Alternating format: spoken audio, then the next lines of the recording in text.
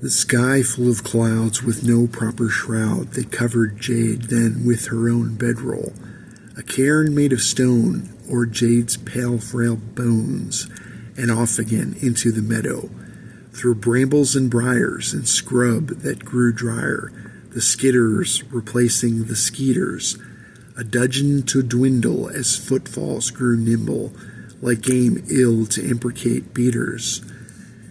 What footfalls grew meek as the sun passed its peak, would weary but ever so tardy, witless in haste and wordless distaste, torpidly engaged in toponymy, awakened by call of heavy footfalls, what behemoth which lie underfoot, as big as a cart it lay in the dark, draining the richness from dirt. Like larval cicada, it lay now in wait to consume all of succulent fluid. When Orduith passed, it rose from the grass, spooking the mare as the archers then hid. She reared with affright, attaining full height, dismounting Armando, of course. It hacked at the beast, impaling her with ease, now draining her blood from the source. Once proud solid bay in agony did bray, with the proboscis stuck clear through her heart. In vain did she strike at the monster's thick chitin, too hard for her shoed hooves to mar. She struggled in fury, one last spasmic flurry, as her life poured forth in a flood.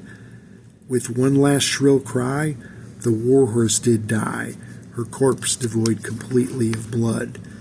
Engrossed in its meal, the monster did lean lazily back on its 4 hind end legs. They gazed on in fright as it sucked with some might, no pardon of which for to beg. What blows which were landed with reckless abandon, as none present were to venture too close. What fool was to query with fine-edged steel inquiry of chitin impregnable to most? They slashed and they hacked and bludgeoned and whacked, barely denting its chitinous shell. Catania cleaved true, its abdomen near to, as Fred went for its soft underbelly. Its abdomen pierced, the blood flowed forth fierce, covering Fred in red nigh head to toe. What sickly embrace beneath fractured carapace, all hearts was this bay, don't you know?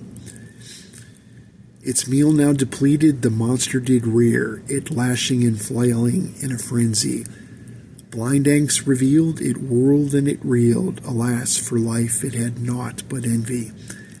On abdominal halves it finally collapsed, sensitive yet, it best not be touched.